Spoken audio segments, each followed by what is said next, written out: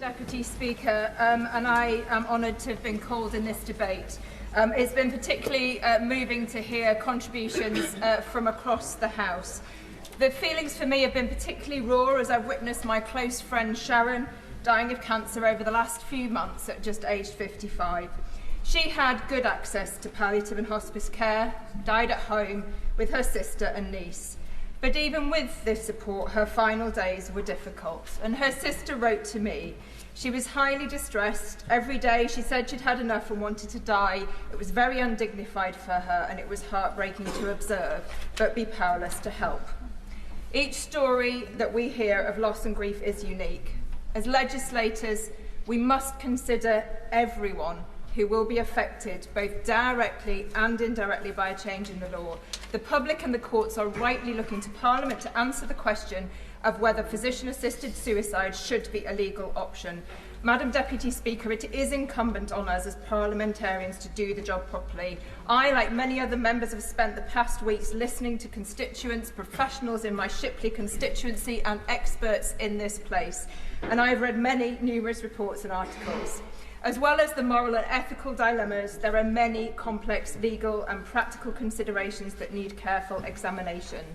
And I take a different view from the Right Honourable Member for Pooland who's just spoken. I do also welcome the reassurances from the Honourable Member for Spen Valley and her commitment that the Bill Committee should take evidence, but I am not confident that a private member's bill process will be able to adequately address them, and that is why I co-sponsored the cross-party amendment led by my colleague, the Honourable Member for Runnymede and Weybridge, to call for an independent review, a systematic public consultation on these legal changes and an independent assessment of the provision of palliative care.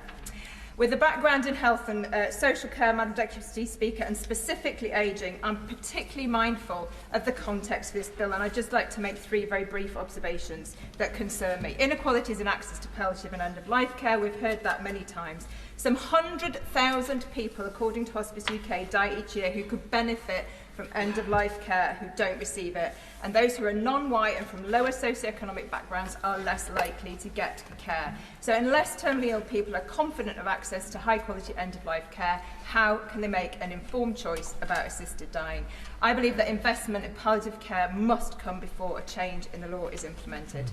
Second point is the failure to reform social care. Some people have to spend their life savings, including the value of their homes, on care, and much of the responsibility for providing care falls to family members who fill the gap.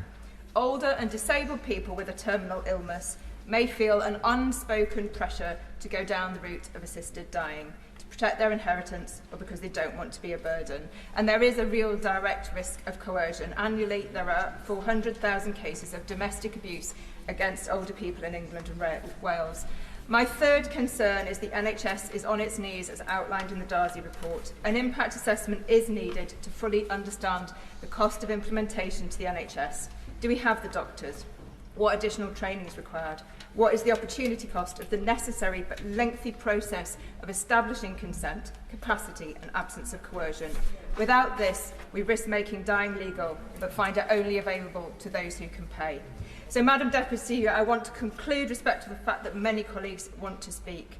I recognise that people can benefit from a potential change in the law. People like my friend Sharon, for whom palliative care was unable to relieve her suffering. However, there are also many who could be put at risk by a change in the law. Other direct and indirect costs and consequences that need to be weighed up. I believe we should adopt the precautionary principle in this case. Without a proper public consultation and a detailed examination, I will be unable to support this bill today. Thank you.